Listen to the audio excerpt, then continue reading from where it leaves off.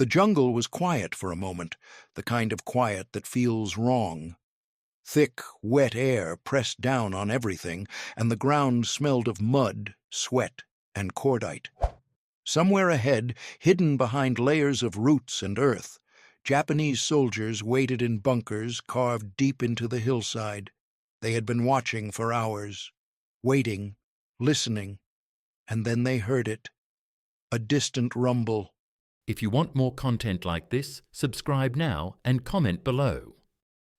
At first it sounded like thunder rolling across the Pacific sky, but this was no storm. The ground began to shake. Leaves trembled. Birds burst into the air. And in that moment, some of those soldiers smiled, even laughed, because they believed they already knew what was coming. American tanks. And they believed those tanks would fail. On the island of Saipan, June 1944, the war in the Pacific had reached a turning point. The United States had begun a massive offensive known as Operation Forager, aimed at breaking through Japan's outer defensive ring.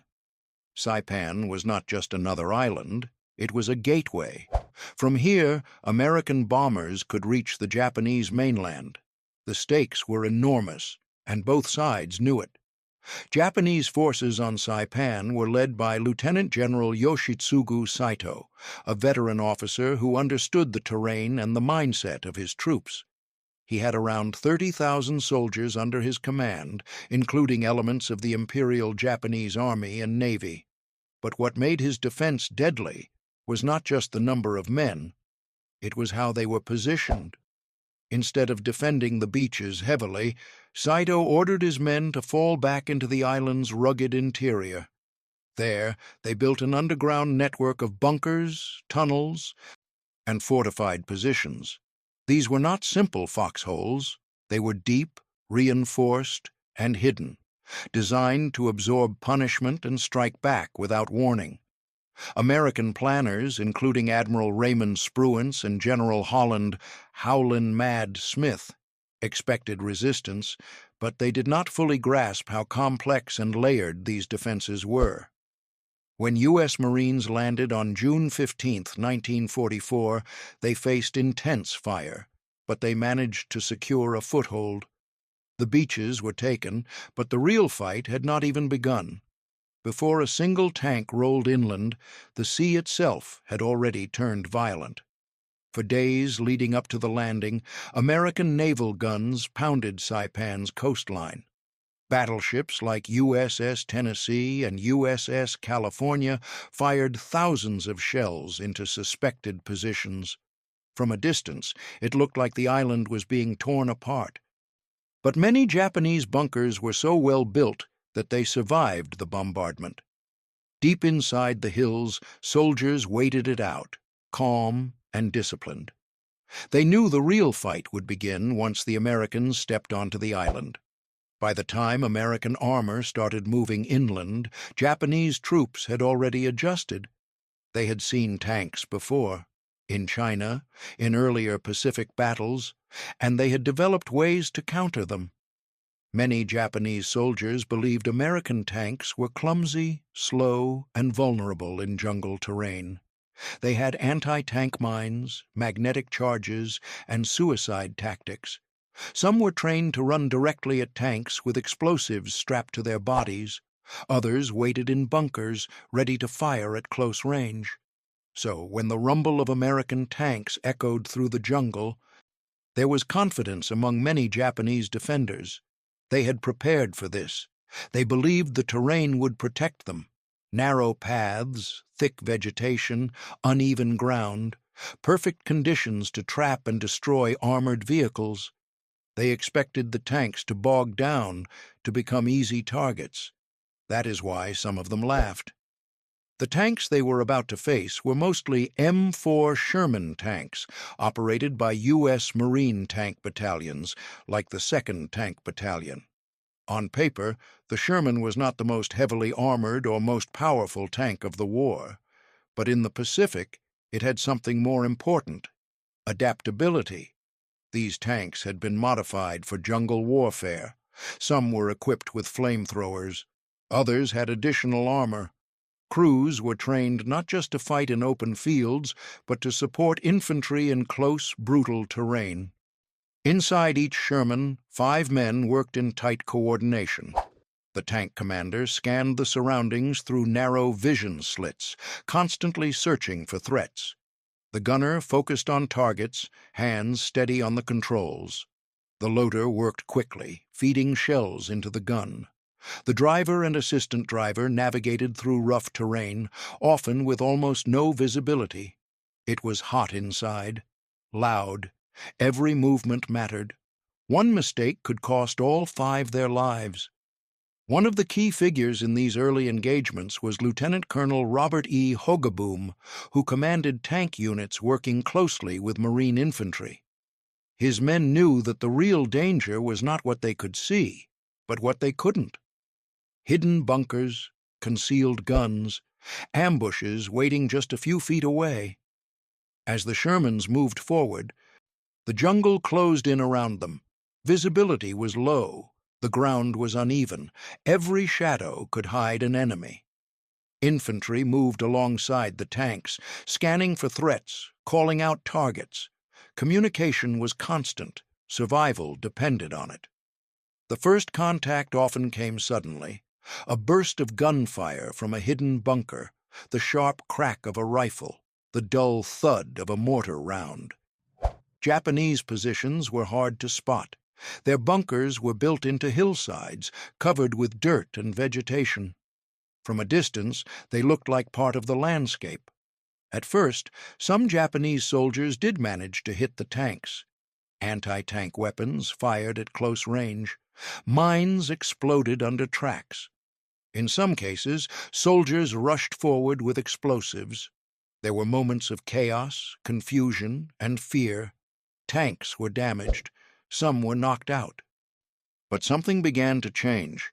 The Shermans did not stop. Instead of pulling back, they pushed forward. Slowly, methodically. Tank crews adjusted their approach. They learned to work even closer with infantry. Marines would spot bunker openings and signal the tanks. The tanks would then bring their main guns to bear, firing high-explosive shells directly into the entrances. And then came the flamethrowers. Some Sherman tanks were modified with flamethrower systems, replacing their main guns or adding auxiliary weapons. These tanks, often called flame tanks, became one of the most feared weapons on the battlefield. When a bunker was located, the tank would move into position, sometimes just a few meters away. A stream of fire would erupt, reaching into the bunker's interior. The effect was immediate and devastating. For Japanese soldiers inside, these bunkers had once felt like safe havens, strong, hidden, protected, but against fire they became traps. The laughter stopped. In places like Nafutan Point and the ridges surrounding Mount Tapochau, the fighting became a slow grind. Every hill had to be taken, every bunker had to be cleared. Progress was measured in meters, not miles. Marines often fought for the same ground again and again, pushing forward during the day and defending at night. The terrain itself became part of the battle. Sharp limestone ridges cut through the island. Dense vegetation limited movement. Rain turned the ground into mud. Tanks struggled at times, but they adapted. Engineers worked alongside them, clearing paths, filling craters, and marking safe routes. Every advance required planning and courage. One Marine later described the experience of advancing with tanks as both terrifying and reassuring. You could hear the tank engines, feel the ground vibrate, and know that something powerful was with you. But at the same time, you knew the enemy was close, very close. Every step forward could trigger an ambush. The coordination between tanks and infantry became a key factor in the American advance. Marines would move ahead, identify threats, and guide the tanks. Tanks would provide firepower and protection. It was a dangerous partnership, but it worked. Japanese forces, however, did not give up easily. They adapted as well. They tried to lure tanks into kill zones. They used the terrain to their advantage. Night attacks became more common. Small groups of soldiers would attempt to infiltrate American lines, targeting tanks with explosives. During the night, the battlefield changed completely. Darkness covered everything. Sounds became sharper. Footsteps, whispers, distant movement. Tank crews stayed inside their vehicles, engines sometimes idling, weapons ready.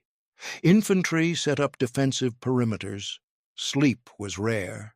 Tension was constant. There were moments when the outcome was uncertain. Tanks were isolated. Crews were under constant stress. Visibility was poor. Communication could break down. But overall, the momentum was shifting. The Shermans kept moving. One of the most dramatic aspects of the fighting was how close the combat became. This was not distant artillery or long-range engagements. This was face-to-face warfare. Tanks firing into bunkers just yards away. Infantry clearing positions one by one. The sounds were overwhelming. Gunfire, explosions, the roar of engines, the hiss of flamethrowers.